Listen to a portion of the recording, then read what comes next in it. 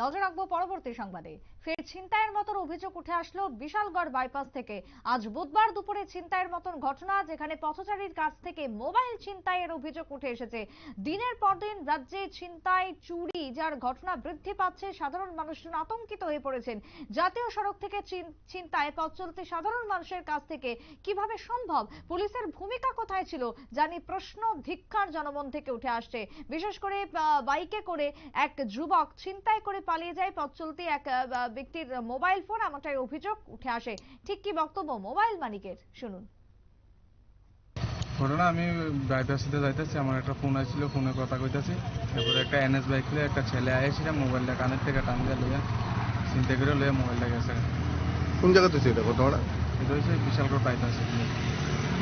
তারা কয়জন আসলো বাইকে? একজনে। হ্যাঁ, একজন আসলো।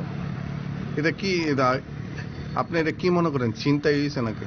চিন্তাই তো, এটা কানের থেকে মোবাইল টান দিয়ে লয়ে গেছে, আমি ফোনে কথা কইতাছি। আপনি দেখছেন নি তারা? হেরে দেখছি, একটা দেবর মা এনএস বাইক একটা। বাইকের নাম্বার টাম্বার দেখছেন? বাইকের নাম্বার নাই, নাম্বার প্লেট নেই বাইকে।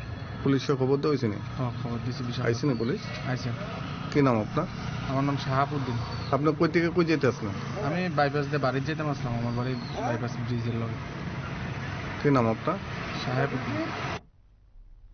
আপনারা শুনলেন মোবাইল মালিকের বক্তব্য। তবে সরকারি টাকা খরচ করে এত এত আয়োজন করা হচ্ছে, যেখানে দিনের পর দিন সিসিটিভি ক্যামেরা থেকে শুরু করে নানান রকমের আয়োজন, ট্রাফিক ব্যবস্থাকে আরো জোরদার করা হচ্ছে, কিন্তু তারপরও কোথায় রয়েছে সেই পুলিশের ভূমিকা, কোথায় রয়েছে ট্রাফিক দপ্তর? এমনটাই প্রশ্ন উঠে আসছে রাস্তার জাতীয় সড়ক থেকে একের পর এক চুরি ছিনতাইয়ের ঘটনাকে কেন্দ্র করে।